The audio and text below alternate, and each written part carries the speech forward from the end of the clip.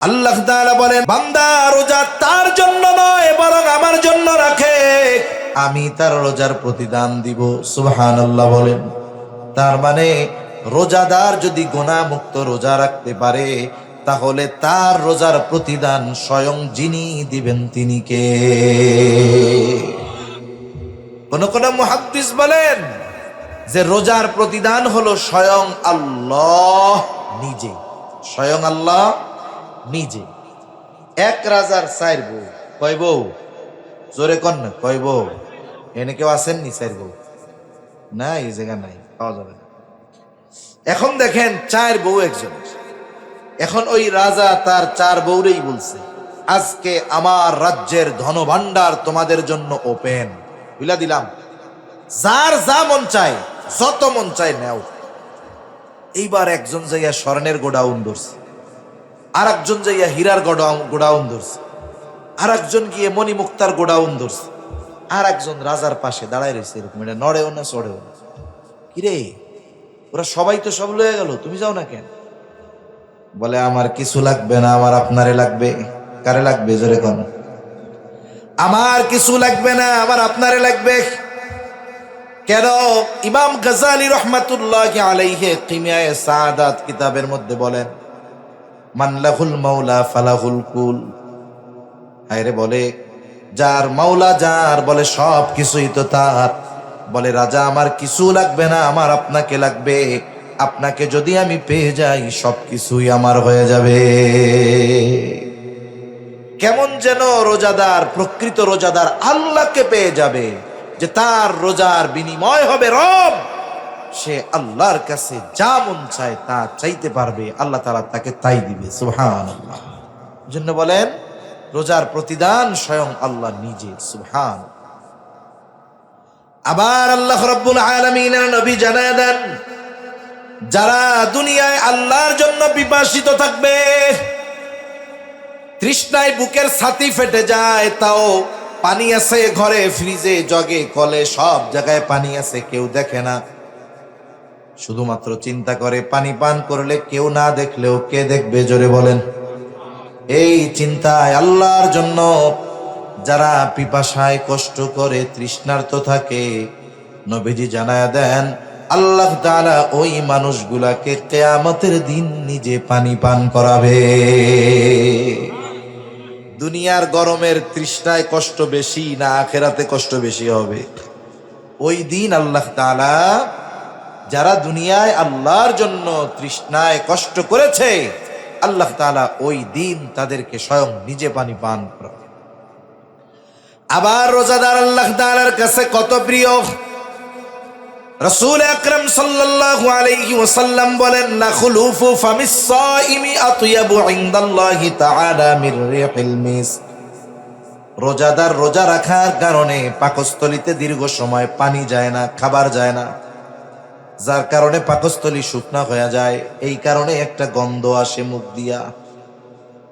নবীজি সাল্লাল্লাহু আলাইহি ওয়াসাল্লাম বলেন, রোজাদারের রোজা রাখার কারণে তার মুখে যেই গন্ধ হয়, আল্লাহ তাআলার কাছে রোজাদারের এই মুখের গন্ধটা মেশক আম্বরের চাইতে বেশি প্রিয়।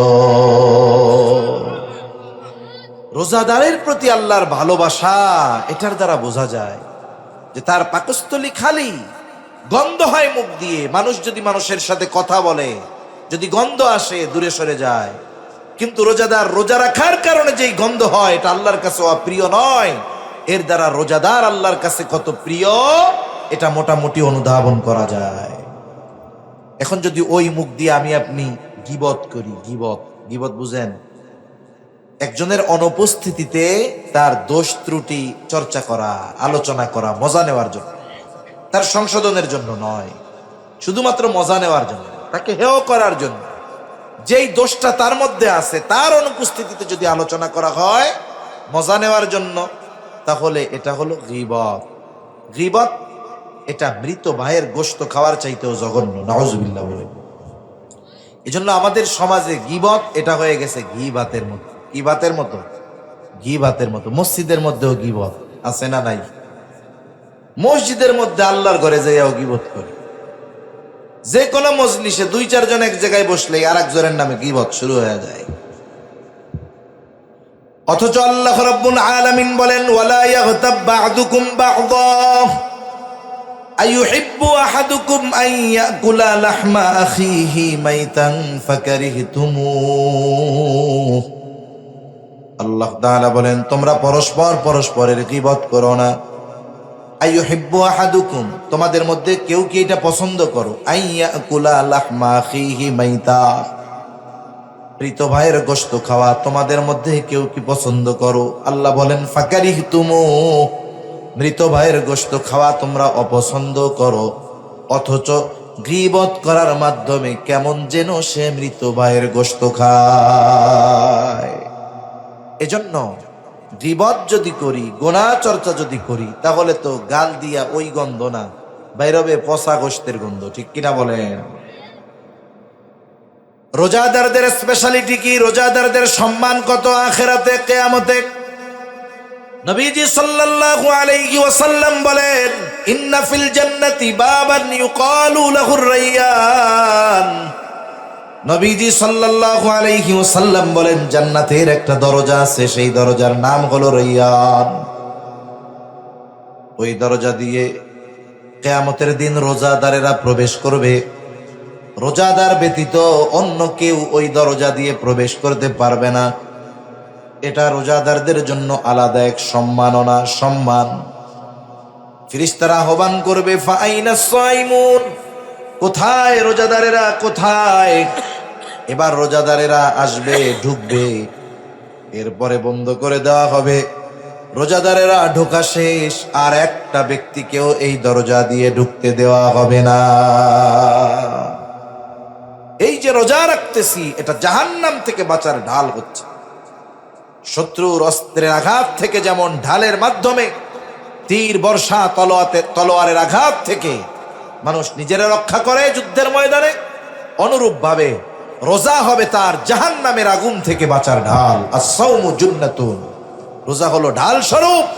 কিন্তু নবীজি জানায় দেন, গুনার মাধ্যমে, পাপের মাধ্যমে এই ঢালকে আমরা নষ্ট করে ফেলতেছি। এজন্য গুনাহ মুক্ত রোজা হবে আমাদের, বলেন ইনশাআল্লাহ। আল্লাহ তৌফিক দান করেন। আমি যদি রোজা যথাযথভাবে রাখি, এই রোজা কিয়ামতের দিন আমার আপনার জন্য সুপারিশ করবে। সুবহানাল্লাহ বলেন।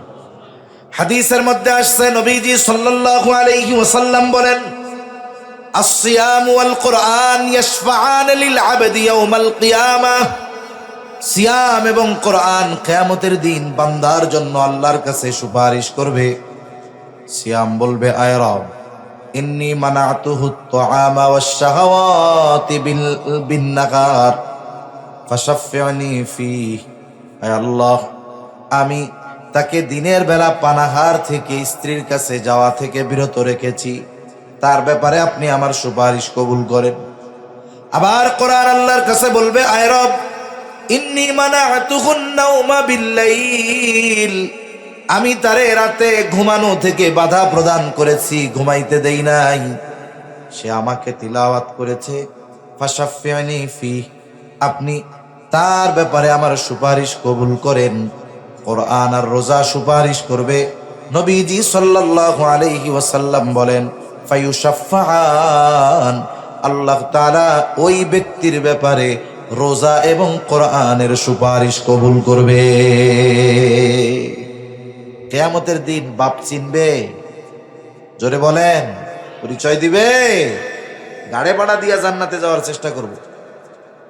এরকমও বলবে, তাফসীরের মধ্যে আসছে যে আল্লাহ সারা দুনিয়ার সব মানুষকে জাহান্নামে দিয়ে হলেও আমারে আপনি জান্নাত দিয়ে দেন। ওই দিন এই কোরআন, এই সিয়াম, রোজা আমার আপনার জন্য সুপারিশ করবে। এজন্য রমজান মাসে প্রথম আমল হলো যথাযথভাবে রোজা রাখা। কিভাবে রোজা রাখা বলেন? যথাযথভাবে। শুধু সারাদিন না খায়া থাকলে হবে না, বরং আমাদের সকল ধরনের গুনাহ থেকেও দিনের বেলা বাঁচতে হবে, সব সময় গুনাহ মুক্ত থাকতে হবে। 2 নম্বর আমল, রাসূলুল্লাহ সাল্লাল্লাহু আলাইহি ওয়াসাল্লাম রোজার ব্যাপারে বলেন, মান সামা রমাদানা ঈমানান ওয়া ইহতিসাবা গুফিরা লাহু মা তাকদ্দামা মিন যামবি ومن قام رمضان إيمانا واحتسابا غفر له ما تقدم من ذنبه নবীজি সাল্লাল্লাহু আলাইহি ওয়াসাল্লাম বলেন, যে ঈমানের সাথে সওয়াবের আশায় রমজান মাসে রোজা রাখে, আল্লাহ তাআলা তার বিগত জীবনের সব গুনাহগুলো মাফ করে দেয়। আবার যে ব্যক্তি রমজান মাসে ঈমানের সাথে সওয়াবের আশায় নামাজ পড়ে, মুফাসসিরিনে কেরাম বলেন তারাবির কথা, তারাবি পড়ে, আল্লাহ তাআলা তার বিগত জীবনের সব গুনাহগুলো মাফ করে দেয়। এখন এই তারাবি, এই তো কষ্ট আমাগো। আহা, অনেকে চিন্তা করতেছে রোজা তো রাখবো কষ্ট করে, বিকাল বেলা তো ইফতারটা ভালো করবো, তারাবি 20 রাকাত, উফ, এখনই কোমর ব্যথা, গিরা ব্যথা, ঠ্যাং ব্যথা শুরু হয়ে গেছে। এজন্য হাদিসের মধ্যে আসছে, রমজান মাস যখন আসে মুমিনের অন্তরের মধ্যে এক ধরনের প্রফুল্লতা কাজ করে। কেন? প্রকৃত ইমানদার চিন্তা করে, এই তো সুবর্ণ সুযোগ, আগামী 1 মাসের পাথেয় সংগ্রহ, 11 মাসের পাথেয় সংগ্রহ করার। মোবাইল চার্জ দেন 1 ঘন্টা, টিভেন 12 ঘন্টা, তাই না? কয় এই 1 মাস সে আমলের মাধ্যমে সামনের 11 মাসের পাথেয় সংগ্রহ করে নিবে। এজন্য তার আনন্দ লাগে ইবাদতের মৌসুম। আর মুনাফিক যেগুলা রোজায় যেগুলা মনে করেন ওই ওয়াজে নাই, মাইকে শুনতেছে, যেই কইছি যে কালকে তো তারাবি শুরু, ওর চিন্তা শুরু হয়ে গেছে পরশুদিন তো আর দুপুরে রান্না হইব না।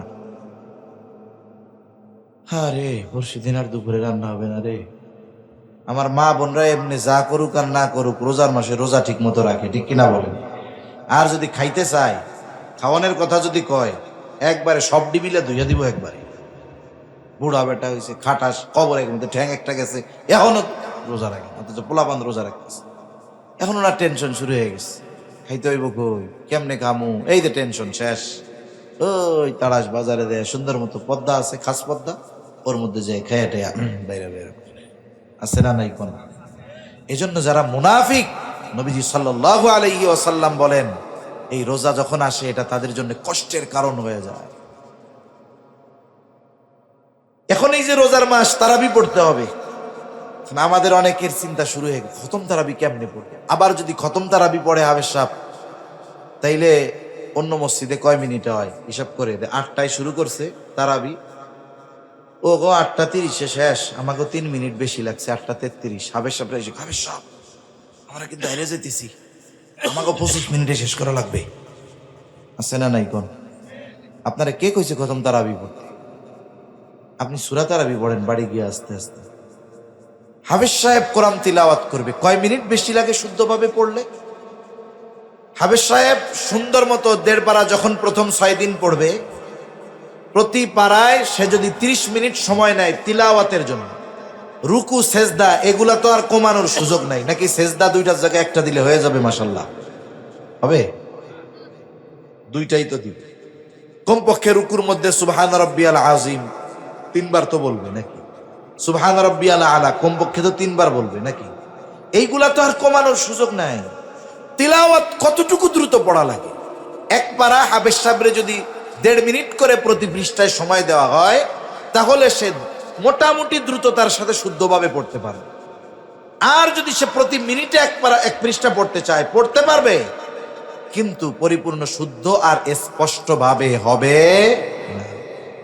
এখন দেখুন, সে যদি 20 মিনিটে পড়ে, আর যদি 10টা মিনিট সময় আমরা বেশি দেই, তাহলে তিলাওয়াত সুন্দর হবে। কোরআন তিলাওয়াত করলে শুধু সওয়াব হয় তা না, কিছু তিলাওয়াতকারী তিলাওয়াত যখন করে কোরআন তারে লানত দেয়। বলে আল্লাহ কারে পড়াইছেন আমারে পড়ার লেগে?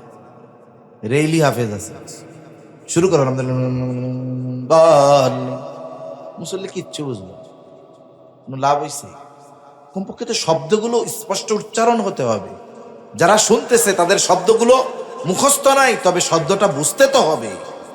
এতটুকু ভাবে যদি কোরআন পড়ে 10 মিনিট সময় বেশি লাগে। কয় মিনিট? এখন 20 রাকাতে 10 মিনিট একবারে লাগে না 20 বারে লাগে? তার মানে প্রতি রাকাতে কয় মিনিট বেশি হয়? 30 সেকেন্ড। কয় সেকেন্ড?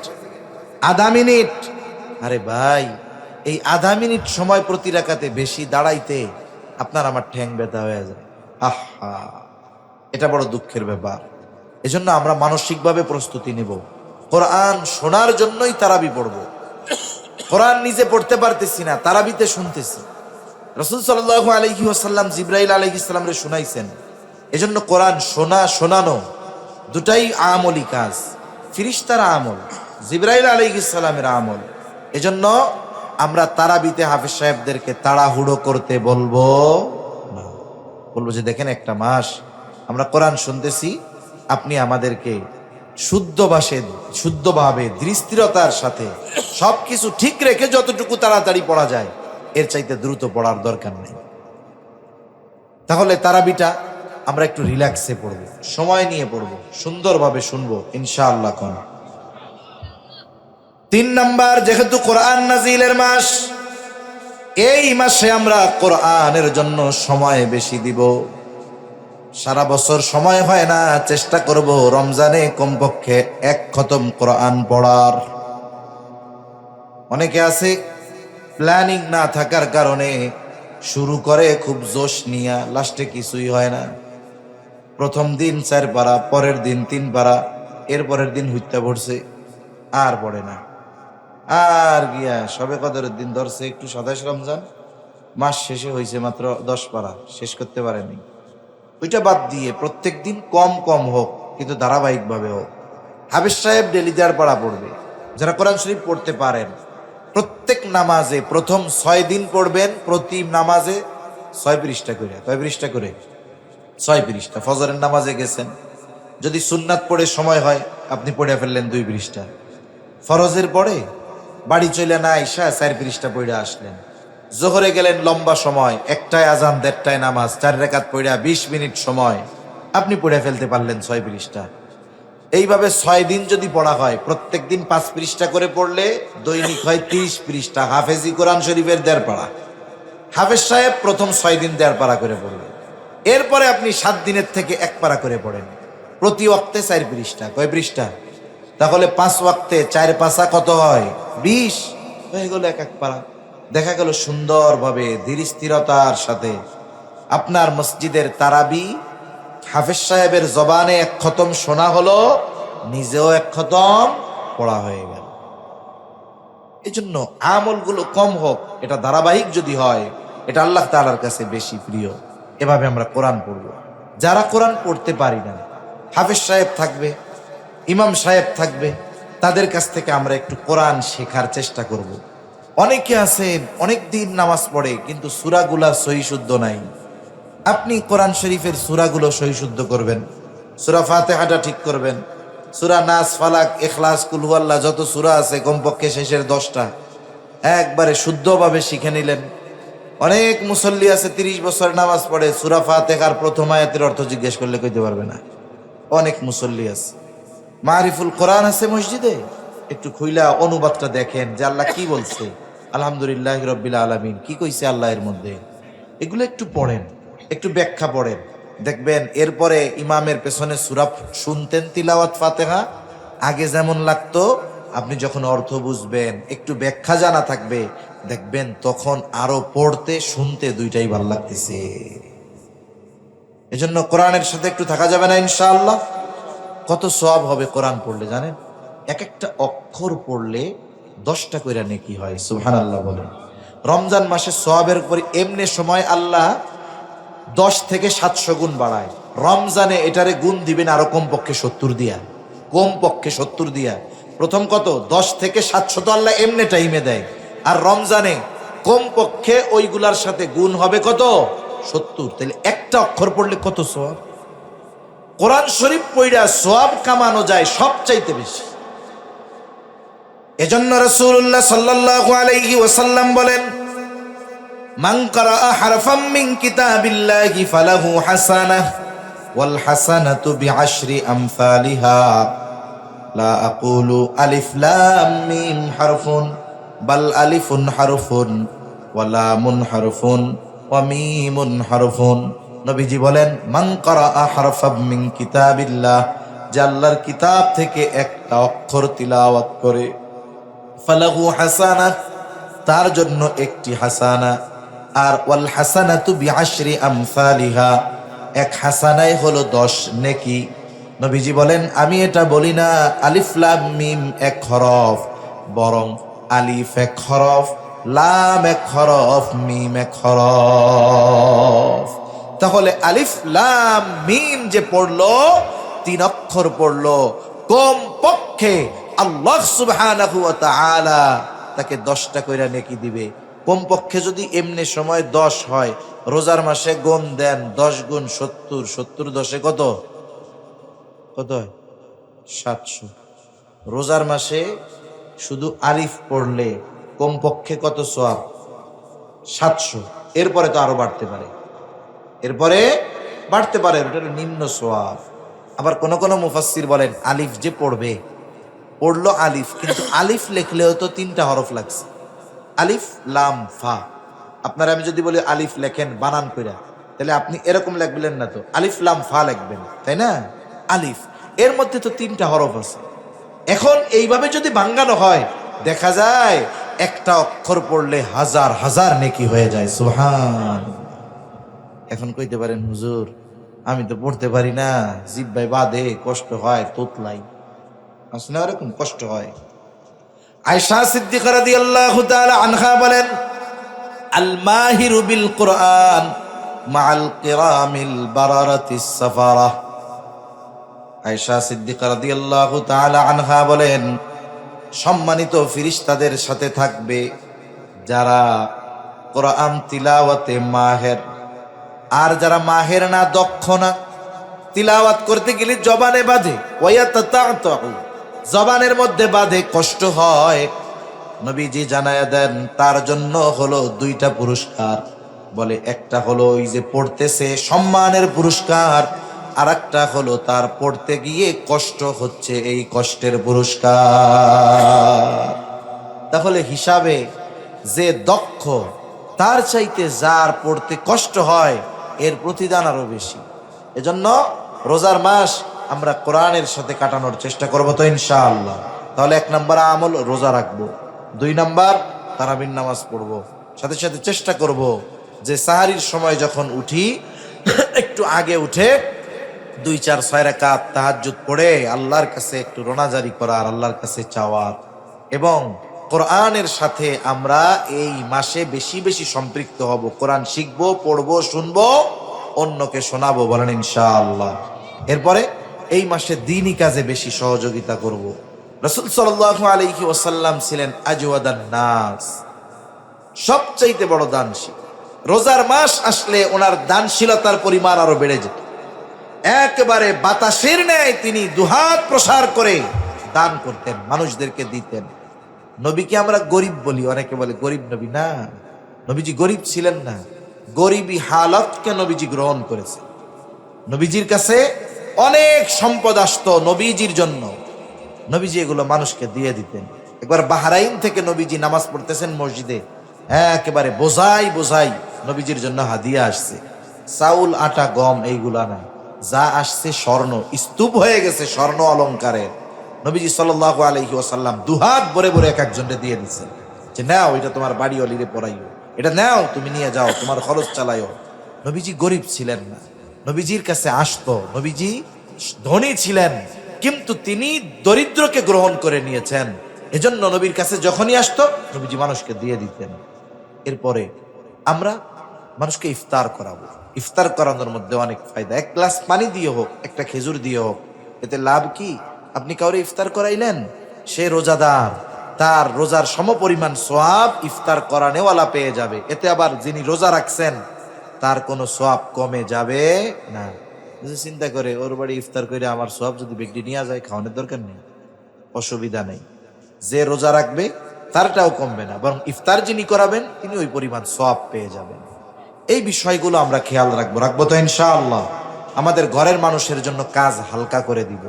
যদি কারো বাড়িতে কাজের লোক থাকে, আমরা তার কাজটাকে হালকা করে দেব রোজাকে কেন্দ্র করে। এইভাবে আমরা চেষ্টা করব আমাদের রমজান মাস অতিবাহিত করার। হতে পারে এই রমজান আমার আপনার জীবনের শেষ রোজা, ঠিক কিনা? হতে পারে কি পারে না? পারে। এজন্য রমজান মাস পেয়ে যে গুনাহ মাফ করাতে পারলো না, প্রসিদ্ধ এক হাদিস, নবীজি মেম্বারে উঠতেছিলেন, এক সিঁড়িতে উঠছেন আমিন, দ্বিতীয় সিঁড়িতে আমিন, তৃতীয় সিঁড়িতে আমিন। সাহাবায়ে কেরাম জিজ্ঞাসা করে, ইয়া রাসূলুল্লাহ সাল্লাল্লাহু আলাইহি ওয়াসাল্লাম, আপনি আমিন বললেন 3 বার, কিন্তু কি জন্য বললেন বুঝলাম না। নবীজি তখন 3টা কারণ বলছে। এর মধ্যে একটি কারণ হলো, যেই ব্যক্তি রমজান মাস পেল কিন্তু তার গুনাহ মাফ করাতে পারলো না, সে ধ্বংস হয়ে যাক। দোয়া করছে রুহুল আমিন, আর আমিন বলছে রহমাতুল লিল আলামিন। এই দোয়া কবুল হইছে, কোনো সন্দেহ আছে? কোনো সন্দেহ নাই। সেই রমজান আমাদের একেবারে নিকটবর্তী। এজন্য মা বোনদেরকেও বলবো, যারা আছেন শুনতেছেন, সবাইকে অনুরোধ করব, আর গাফলতির কোনো সুযোগ নাই। সর্বোচ্চ প্রস্তুতি নিয়ে আমরা আগামী রজনী হতে পারে রমজান মাস শুরু হয়ে যাবে। এই মাসটা যেন হেলায় খেলায় গোনায় আমাদের কেটে না যায়। এ মাসটা যেন ইবাদতময় হয়, এ মাসটা যেন কোরআনময় হয়, এ মাসে যেন মসজিদের সাথে আমার আপনার সম্পৃক্ততা বেশি থাকে। এই চেষ্টা আমরা করব তো ইনশাআল্লাহ। আল্লাহ তাআলা তৌফিক দান করেন। জবান খুলে বলি আমিন, আরো জোরে বলি আমিন। এখনই দোয়া করে দিব, দুরূদ শরীফ পড়ি। আল্লাহুম্মা সাল্লি আলা মুহাম্মদ ওয়া আলা আলি মুহাম্মাদিন কামা সাল্লাইতা আলা ইব্রাহিম ওয়া আলা আলি ইব্রাহিম ইন্নাকা হামিদুম মাজিদ।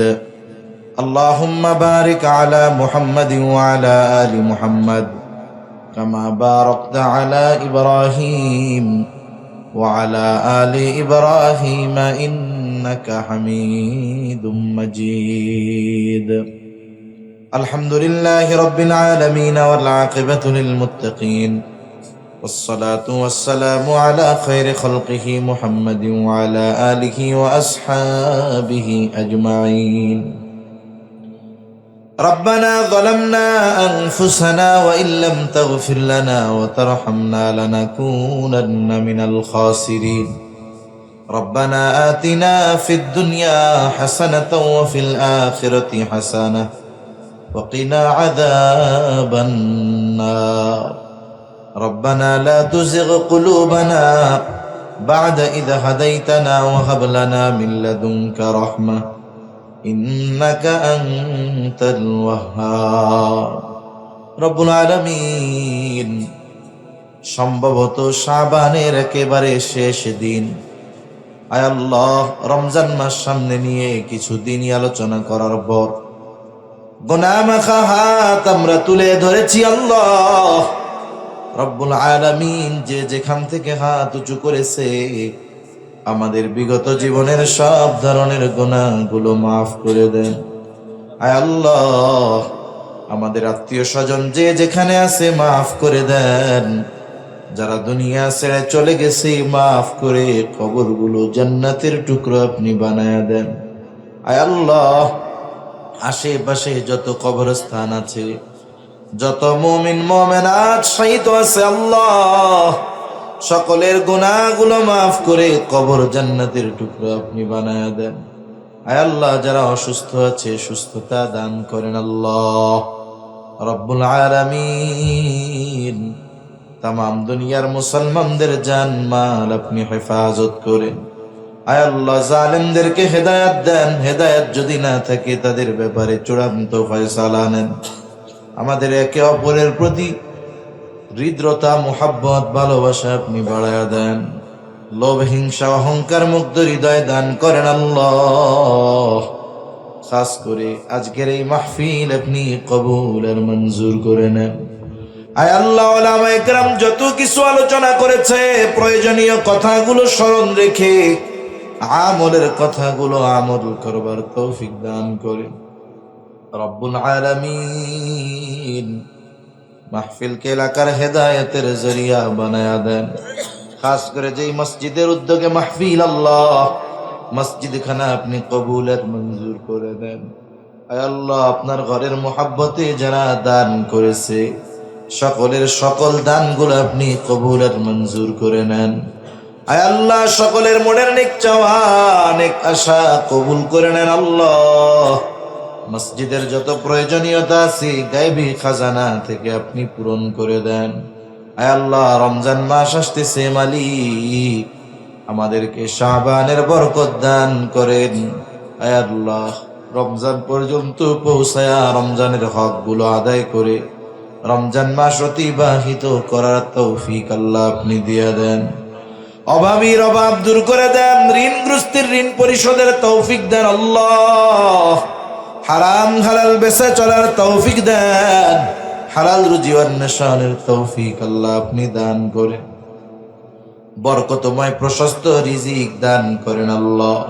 যে যে পেশায় নিয়োজিত বরকত দিয়ে দেন।